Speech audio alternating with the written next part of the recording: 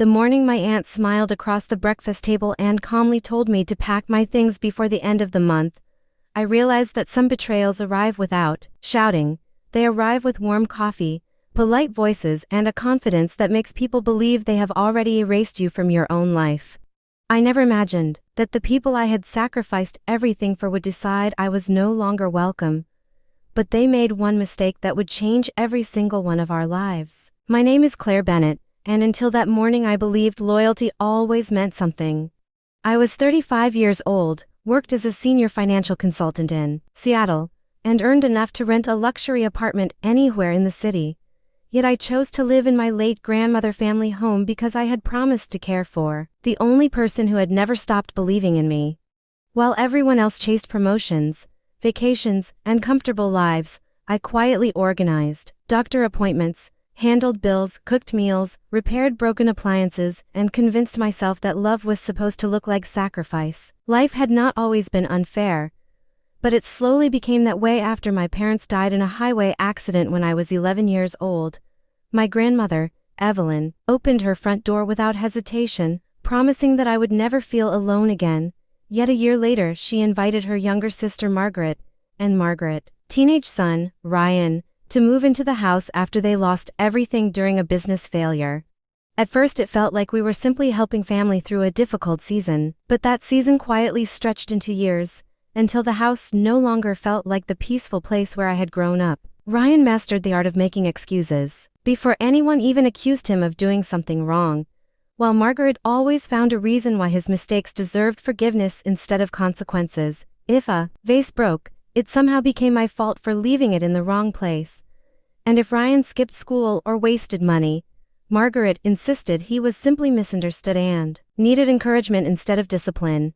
My grandmother noticed these patterns, but every time she tried to correct them, Margaret cried about family unity until the conversation ended without anything changing. As I grew older, I stopped competing for attention because I learned that peace often required silence. Instead of arguing, I buried myself in school, graduated near the top of my class, earned scholarships, worked evening shifts at a bookstore, and eventually built a successful career managing investment portfolios for clients who trusted me with their futures. Ironically, strangers believed in my judgment long before my own relatives ever did, and that contrast quietly shaped the woman I became. The turning point came 6 years before everything fell apart, when my grandmother suffered a severe heart attack that permanently weakened her health and left her needing daily assistance. Her recovery was slow, and although the doctors were optimistic, they made it clear that she could no longer manage the house alone or safely handle the responsibilities that had once filled her days with independence. Margaret immediately insisted that her full-time job at a medical clinic made it impossible for her to become a caregiver, while Ryan explained that his expanding construction business kept him traveling too often to be available. Their reasons sounded reasonable on the surface, so without hesitation I adjusted my career, negotiated a flexible schedule with my employer, and moved back into the family home believing we would all share the responsibility. Unfortunately, the responsibility never became ours because it quietly became mine. Every morning began before sunrise as I prepared breakfast, organized my grandmother medications, checked her blood pressure, and helped her through the physical therapy exercises recommended by her doctors. After making sure she was comfortable, I drove downtown to work, returned before dinner with groceries, cooked fresh meals, cleaned the house, paid utility bills online, and stayed awake late into the night reviewing financial reports for clients after everyone else had already gone to bed. Months turned into years, and my routine became so normal that nobody thanked me anymore because they simply expected everything to be done before they noticed it needed doing. When the roof developed a leak after a violent winter storm, I hired contractors and paid the emergency repair bill myself, and when the aging furnace finally stopped working during one of the coldest weeks of the year, I quietly covered the replacement cost without asking anyone for a single dollar. Margaret loved telling friends and neighbors how fortunate I was to have free housing while building my career, leaving out the part where I purchased groceries every week, handled nearly every household expense, and spent thousands of dollars caring for a home that legally belonged to someone else. Whenever people complimented her for raising such a caring family, She accepted every word with a proud smile while I stood nearby, carrying grocery bags or helping my grandmother into the house without anyone realizing who had actually earned the praise. Even though the workload exhausted me, I never regretted the time I spent with my grandmother because those quiet evenings became the brightest part of my life. We often sat together on the back porch, watching the sunset paint the sky with soft shades of orange and purple, and she would tell me stories about the small bakery she had owned with my grandfather before I was born, reminding me that true wealth was measured by the people who stood beside you when life became difficult. One rainy afternoon, after returning from another medical appointment, she surprised me by asking if we could stop at a small law office instead of driving straight home. Her voice was gentle but unusually serious as she explained that there were important matters she wanted to settle while her mind remained clear, and she quietly admitted that she had spent many sleepless nights worrying about what would happen to the house after she was gone. Inside the attorney office, she spoke with remarkable confidence, explaining that she had watched every member of the family closely over the past several years and already knew who had truly cared for her, without expecting anything in return. She thanked me for sacrificing promotions, vacations, and countless personal opportunities to make sure she lived with dignity, then told the attorney she wanted the house and every legal responsibility connected to it transferred into my name through a properly documented estate plan that could not be challenged later. I was overwhelmed by her decision and immediately told her that she did not owe me anything because helping her had never been about money or property. She smiled, reached across the desk, gently squeezed my hand, and said that this was not a reward but a promise that the home built through decades of hard work would remain in the hands of someone who understood its value instead of treating it like a prize waiting to be claimed. When we returned home that evening, nothing appeared different on the surface, because the legal documents remained private and my grandmother asked me not to discuss them with anyone until the right time came. I respected her wishes completely, never mentioning the meeting to Margaret or Ryan, and as the months passed they continued living under that roof without the slightest idea that the future they had already imagined for themselves had quietly changed forever. Time moved forward, and my grandmother slowly regained enough strength to enjoy short walks through the neighborhood, although she still depended on me for nearly everything that mattered. Every appointment, prescription refill, insurance form, and household repair found its way onto my shoulders, while Margaret and Ryan continued living comfortably as though someone else would always solve every problem before it reached them. Ryan loved talking about the expensive future he planned to build, but behind those confident speeches was a long trail of careless financial decisions that nobody seemed willing to acknowledge. He changed business partners almost every year, purchased luxury trucks he could barely afford, and constantly borrowed money with promises that the next project would finally make him successful.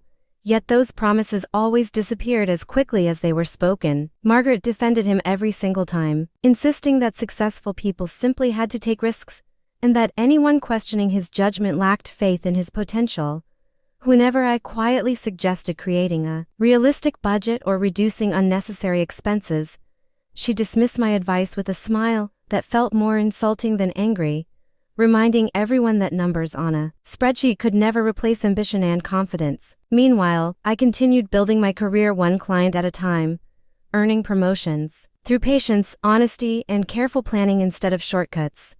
My coworkers respected my discipline, my clients trusted my guidance with their life savings, and my manager often joked that I could spot financial trouble long before it became visible, because I never ignored small warning signs that others considered unimportant. Looking back now, I realize those same warning signs were quietly appearing inside our family long before the betrayal finally surfaced: the careless spending, the growing sense of entitlement, the expectation that I would always sacrifice without complaint, and the belief that the house naturally belonged to them, were all pieces of a much larger picture that I refused to see until the morning everything finally came crashing down. Everything changed on a cool spring morning that began so peacefully. I never imagined it would become the day my entire life shifted. I had just finished making breakfast for my grandmother and was organizing her medications on the kitchen counter when Margaret walked in wearing an unusually cheerful smile, carrying a steaming cup of coffee as though she had been rehearsing an important conversation long before I entered the room. She waited until my grandmother returned, to her bedroom for a short rest before pulling out a chair and sitting directly across from me with a calm expression that immediately made me uneasy. Ryan joined her a few moments later, leaning against the doorway with his arms crossed and a confident grin on his face. While neither of them asked how my morning had been or thanked me for everything I had already done before sunrise, Margaret slowly placed her coffee on the table and spoke in the gentle voice she always used whenever she wanted something that benefited only her family. She explained that Ryan had recently become engaged to a woman named Jessica, who had 2 young daughters, and they had all agreed the family home would be the perfect place for the newly blended household to begin their next chapter together. For a brief moment I honestly believed she was asking whether I could help prepare one of the guest rooms or organize space for occasional visits, but her next sentence erased that misunderstanding completely. She looked directly into my eyes and calmly informed me that I needed to move out within 30 days because there simply would not be enough room once Ryan, Jessica, and the children settled into the house permanently. Before I could even process what she had said, Ryan laughed softly and added that I had enjoyed an easy life for long enough, saying it was finally time for me to stop depending on other people and start acting like a real adult. Hearing those words from the man who had contributed almost nothing to the household while I carried the weight of caring for both the home and my grandmother made my heart sink. Yet instead of arguing, I quietly looked down at my untouched breakfast because neither of them realized they had just demanded that the legal owner leave her own house. The words Ryan had spoken stayed with me long after breakfast ended, but I refused to answer them with anger because I had learned that calm truth was far more powerful than loud arguments. I quietly gathered my laptop, kissed my grandmother on the forehead before leaving for work, and reminded myself that people who underestimated me had been making the same mistake for most of my life. That evening my grandmother noticed something was wrong before I said a single word, and after I gently explained the conversation in the kitchen, she closed her eyes with deep disappointment instead of surprise. She admitted she had feared this day would eventually come because she had watched Margaret and Ryan slowly convince themselves that the house already belonged to them, even though they had never carried the responsibility of protecting it. The following morning she asked me to bring the folder from the small fireproof safe hidden inside her bedroom closet, and together we carefully reviewed every document that had been prepared with her attorney months earlier. She looked at me with complete confidence and reminded me that every signature, every legal record, and every decision had been made while she was healthy enough to understand exactly what she wanted for the future of her home. 3 days later we invited Margaret and Ryan to sit with us in the living room, where the same attorney calmly explained that the property had already been transferred into my name through a fully legal process. The confident smiles disappeared from their faces almost instantly, and for the first time since moving into the house they realized that assumptions could never replace facts. Margaret immediately accused me of manipulating an elderly woman, while Ryan insisted there had to be some mistake that could easily be corrected once the paperwork was reviewed again. The attorney remained completely composed as he placed certified copies of every signed document on the coffee table and explained that the transfer had been completed properly, witnessed correctly, and recorded according to state law. Silence filled the room after the attorney left because nobody had expected the truth to be so clear or impossible to challenge. Ryan walked outside without saying another word, while Margaret sat frozen in her chair staring at the documents that had quietly dismantled every plan she had built around a future that was never hers to claim. Several relatives called over the next week hoping they could persuade me to change my mind for the sake of family harmony, but each conversation ended the same way after I patiently explained the full story from beginning to end.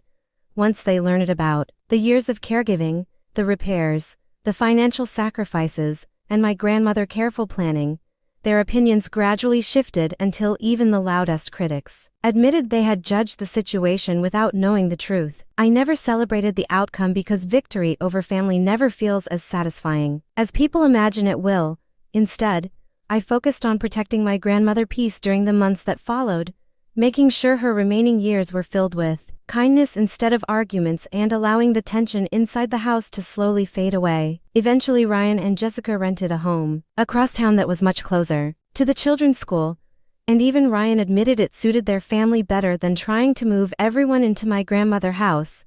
Margaret apologized for the painful things she had said, And although forgiveness took time, I accepted her apology because carrying resentment forever would only continue the cycle that had already stolen too many years from our family. After my grandmother peacefully passed away, I honored every promise I had ever made to her by preserving the house exactly as she had always dreamed.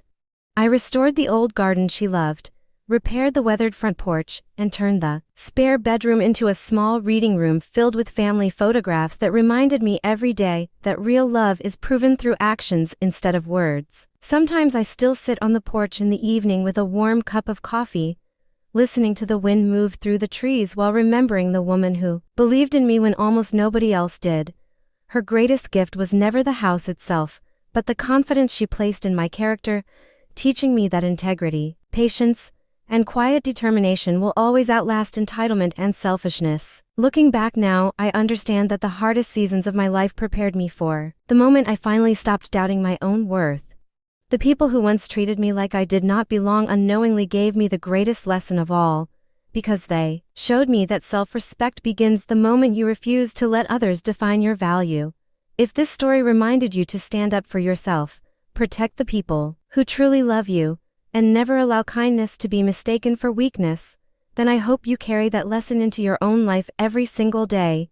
Please subscribe to our channel and share this video with your friends and family.